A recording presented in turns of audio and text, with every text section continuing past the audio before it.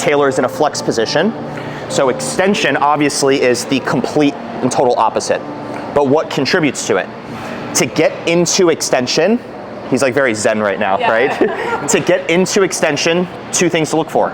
Length on the abdomen, right? Can the abdomen lengthen, or are we restricted there? If someone has a kyphotic position and they're hunched over, all this tissue ends up being short, right? We need to lengthen it. The other half of the equation is being able to shorten the extensors, right? Think like a standard back extension. So if we can't get into extension, we need to lengthen the abdomen first. And in this position, his abdomen is simply just stretched, right? So people do dead hangs for stretching the lats, stretching the chest, things like that, stretching the shoulders. He's leveraging his body weight to lengthen the abdomen. When we are doing mobility training, we start with passive stuff often, then move to active. This would just be a passive, static, loaded stretch. So the abs are lengthened. Most people wouldn't be able to get all the way over, so they would sit here and stretch their core. But what Taylor can do here as well is do isometrics within a stretch, because we want to layer in active work. So if I told Taylor to keep himself at the end range of extension, I don't want him coming forward at all. He's going to keep this still, and he's going to start tightening his stomach. Start bracing. Yes, right there. You can see how his ribs kind of collapse. He's now flexing his spine out of this extended position. So he's staying in extension. He starts bracing his core. If he thinks about pushing his lower back down into the Bosu ball, he's now contracting all of this tissue, all of his anterior spine tissue, his abdomen, in a stretched position. Right now his abs are fully shortened. What he's gonna do is maintain tension here and begin leaning back over the Bosu ball, but not losing tension. So the whole time, it's very easy for just him to let his stomach go and now reset back up. The focus isn't exactly coming up though. So now he's short again, right? We're training from short to length, start contracting, and then begin leaning back. So he's maintaining tension as we get to the stretch position. It's a very conscious, present practice. So right now she's doing a Cobra pose. The Cobra pose is a good movement. But most people, like Eiley here, went all the way back, which isn't wrong or bad, but there's a ton of lumbar extension there. We want to have global extension. Right now, the position you're in has more extension from here than through here. If you guys look at her upper back is basically completely neutral. And we want extension in the upper back as well as the lower. So we can use a Cobra pose to bias different points within the spine. Now, we have a bit more extension through the upper back. If I told her to slide her elbows forward even more and then lean back from here, we have even more extension in the upper back. So now you're gonna use this drill to find extension in the shortened position, right? We did a lot of length training. Now we're doing short training. We're gonna use that Cobra pose as a finisher and train extension and segmentation here. So what Rachel's gonna do is put her arms by her side. So from this position, she's gonna contract extensors one by one. So what's she gonna do first? She's gonna look up, find cervical extension. Then she's gonna start contracting upper thoracic, mid-thoracic, lower thoracic. And the whole time, she's trying to shorten this stuff and push her rib cage down as she leans back. So the hips and rib cage are going down, the head is going back, and we have like a two-way street going on. She's supposed to lean back as far as she can until she's at the end of extension, wherever that is. This is her active extension.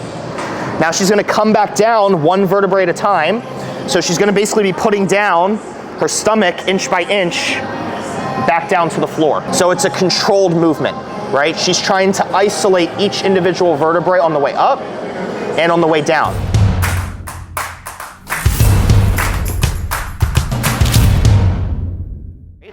So if we can't get into extension, we need to lengthen the abdomen first.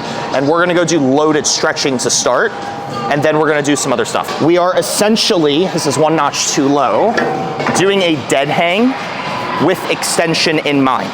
It is pretty hard. Would a client do this? Probably not. Maybe a young person, someone who's in light, decent shape. So right now, Daniel has no points of contact with the floor besides his feet. And in this position, his abdomen is simply just stretched. If I told him to arch his back more and just try to create more length and focus on breathing. When we are doing mobility training, we start with passive stuff often, then move to active. This would just be a passive, static, loaded stretch. Now, grip strength is definitely a factor here. If your grip wasn't strong enough or someone was too heavy relative to their grip strength, right, they wouldn't be able to do this. Fine. We're gonna go over alternatives for lengthening the abdomen after this. So from this position, everyone feels their abs lengthening, and all you're doing is a static, loaded stretch. Do either of you feel the back of your spine more than the front? Do you feel your abs stretching or your spine shortening more? They're pretty close, equal. Okay, try to find more length in the abs. Are you able to? Yeah. So you see, I have to be kind of conscious, deliberate, and overextending. You guys have been going for 35 seconds. Let's do another 25-second hold, and then we'll move on and give you guys an alternative for clients, a different setup, that kind of thing. So we talked about lengthening the abs. This is just another setup to lengthen the abs. We can do both end range isometrics here and eccentrics, right? To length and at length. In the stretch and to the stretch. So the abs are lengthened. Most people wouldn't be able to get all the way over, so they would sit here and stretch their core just over the BOSU ball. People do this on a foam roller too, where they just lean over it. That's a static stretch, a passive stretch. But what Taylor can do here as well is do isometrics within a stretch, because we want to layer in active work. So if I told Taylor to keep himself at the end range of extension, I don't want him coming forward at all. He's gonna keep this still, and he's gonna start tightening his stomach. Start bracing. Yes, right there. You can see how his ribs kind of collapse. He's now flexing his spine out of this extended position. So he's staying in extension. He starts bracing his core. If he thinks about pushing his lower back down into the BOSU ball, he's now contracting all of this tissue, all of his anterior spine tissue, his abdomen, in a stretched position. We've done in the past static stretches followed by contractions. We've done that over and over and over again. He's just lengthening spine tissue and now contracting spine tissue. So this is the drill, is maintaining tension while in a stretch. Now, relax, catch your breath. I know that was a while. Now there's intensity to this. How hard is he contracting? How long is he contracting for? Right? We want to create as much tension as we can for as long as we can. So you could time yourself. You could have someone sit here and start punching and make sure that you're creating tension. With clients that don't know how to brace, some people don't know how to brace their core, creating tension, I'm punching you. Withstand the punch. Withstand the punch. Now he's finding tension. This helps clients a lot sometimes. The other cue is to push the low back down and his head stays where it is. Because if he started coming up, he's no longer in the stretch. Now go sit up all the way, but keep your hips still. Yeah, just come up comfortably into a sit up, right here. So now he can do eccentrics here, right? To length. Right now his abs are fully shortened. What he's gonna do is maintain tension here and begin leaning back over the BOSU ball, but not losing tension. So the whole time, it's very easy for just him to let his stomach go. Keep the hips down, sorry about that, keep the hips down. Keep maintaining tension. Harder, more, more, more. Yep, all the way back into extension. All the way to the stretch. And now reset back up. The focus isn't exactly coming up though. Beautiful, so now he's short again, right? We're training from short to length. Start contracting, and then begin leaning back. So he's maintaining tension as we get to the stretch position. It's a very conscious, present practice, right? He can just mindlessly lean back. That's not the goal. The goal is to put tension in the obliques. The goal is to put tension in the abdomen. The entire time, he's at the end range, sit back up. Most sit-ups though, just focus on the shortening. We did that in flexion, remember in the flexion workshop. But now he's using a sit-up, a deficit sit-up, to lengthen the abdomen, to get the spine into extension. What do people do for a Cobra pose? So right now she's doing a Cobra pose. The Cobra pose is a good movement. But most people, like Eiley here, went all the way back, which isn't wrong or bad. but there's a ton of lumbar extension there. We want to have global extension. Right now, the position you're in has more extension from here than through here. If you guys look at her upper back is basically completely neutral. And we want extension in the upper back as well as the lower. So we can use a Cobra pose to bias different points within the spine. So she has herself leaning all the way back. That would be the lowest part of the lumbar spine.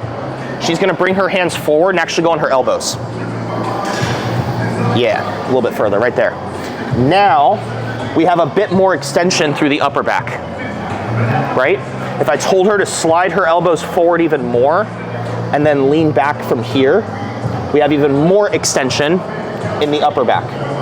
Are you able to feel this stuff shortening a bit more than this earlier? Not so much. Not a whole lot. So now you're gonna use this drill to find extension in the shortened position, right? We did a lot of length training. Now we're doing short training. So if I said, keep your ribs down on the floor, you feel the ribs pressed down. So the ribs are pressed down. Without losing contact with the ribs, lean away from my pen.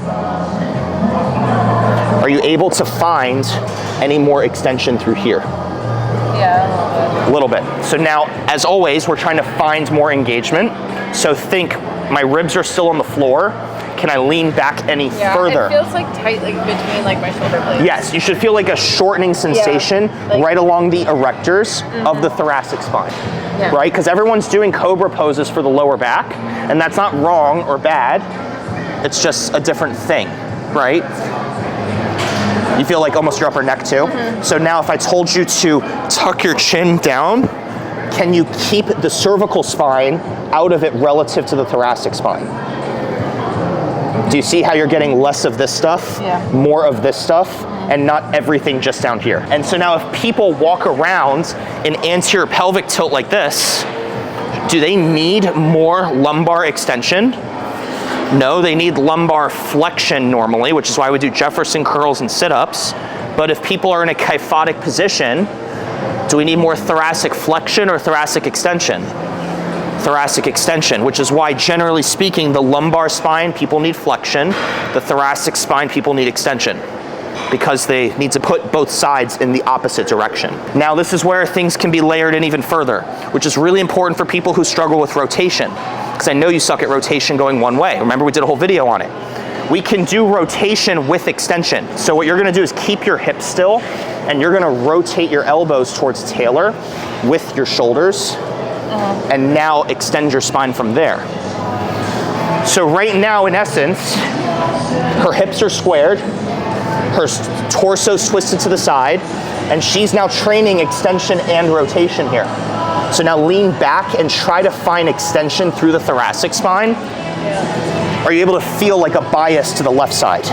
So now she's able to train this particular position. Go the other direction now.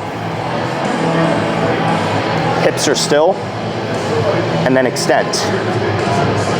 Be able to find thoracic extension, hopefully some bias to the right side now, And so you can tinker with how far forward and back somebody is, and we're just gonna spend time here in the shortened position. And if you need to slide your elbows forward, the further forward your elbows are, the higher up in the thoracic spine you're gonna get. If you were to lean all the way forward like this, all I'm getting is cervical spine now, right? My neck. If you wanna train that, we would train that. The further up I go, the higher thoracic spine, mid-thoracic spine, lower thoracic spine, all lumbar spine. Are you getting it as high on this side as you did before? Because your sternum's pretty high up off the floor right now, which isn't wrong. I feel a little bit more lat probably than I should. So you're probably rotated too far. If you guys feel more lat than spine, you are rotated too far. We feel a little bit more thoracic spine there. Yeah, you see how if you go too far, all this stuff starts shortening. And that's not like wrong, but if you're training spine, yeah, exactly, we're training spine. So more isn't better. More range of motion isn't always better, right? For the rotation here as well as how far you lean back. So again, she's face down, arms are straight. She's picking her chin up. And now imagine I have a spatula and I'm trying to peel her up off the ground. I'm scraping her up. My pen is here. Sternum's off the floor first. Rib cage is second. Belly button would be third. And then at this point, she's maximally extending. right? We're going for global extension. She can reset back down, and then we would go again for repetitions, right? We're always doing cat-cows where we're here working all the way up. This is more of a strength and control focused drill to see if you can actually articulate one at a time. But the goal, again, lay down again, is to find each segment as best that you can. If you were to start leaning back and all you get is lumbar extension, that's a problem. I need you firing your thoracic extensors. Guys that are really mobile, like Taylor, may have a tendency to just use the lower spine because the lower spine is so mobile. So if someone has a lot of mobility, we want to make sure they're able to use the thoracic spine. If someone has a bad neck, I don't want their neck getting all the tension either. Okay, so things to think about as you go about this. We're initiating by picking the head up. So we're finding cervical extension, and then you're gonna lean back and begin finding upper thoracic extension. And you're gonna start peeling yourself up one by one until you find the end range of motion of extension. Keep going, keep going. Try to pick the ribs up off the floor. Don't lose it, don't lose it, don't lose it, don't lose it. All the way up. Once you're there, hold for a moment. Once you look up and you find cervical extension, begin peeling yourself up. And now we're just going for segmentation in extension. And if you have a hard time contracting thoracic extensors, put more tension there.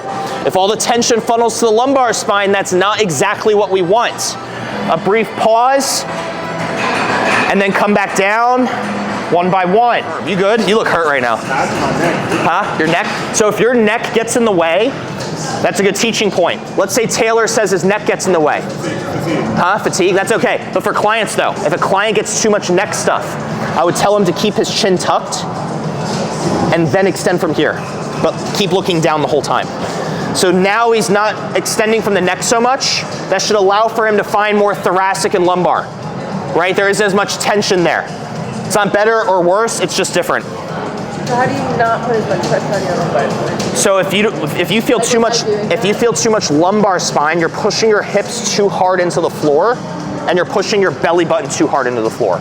So now try to put tension off of your belly button and front pelvis and put more tension through your ribs going down. If you get up into your end range of extension and you feel all the tension funneled here, maybe not all, but disproportionate, you could start with going lower and cut your range of motion. Because if you go too far, you're gonna funnel tension into the wrong stuff, right? Ego lifting and mobility. That's why I was saying, like, a guy like Taylor can easily go up, but that might shoot him in the foot because then he might have a tendency to not use the thoracic spine as much. I'm not saying he will be that way, but that's a common tendency that people have. If you couldn't find it still, we would do the drill you were just in, the Cobra pose, to kind of build that neurology, that body awareness, and then you would follow it up with this to reinforce that even further. Thank you so much for watching the Bodybuilding Not Body Breaking YouTube channel. If you found it helpful, drop a comment, like, subscribe, share it with a friend or family. That stuff really helps us in expanding our reach to popularizing this training approach because we know there just isn't a better way to do things. If you have interest in diving deeper into the stuff you just watched, feel free to join our school community. On our school community, we have a lot of additional content. We have an exercise library that has over 200 different movement options. We have programs. We have additional videos that are concepts, lectures, and rants to give you guys a deeper understanding as to how and why we do things. We also have a discussion board where you can get direct access to coaching feedback from me personally. You can also follow us on Instagram, Facebook, and TikTok for additional updates for when we post new content. Thank you again for watching, and we hope it was of use to you.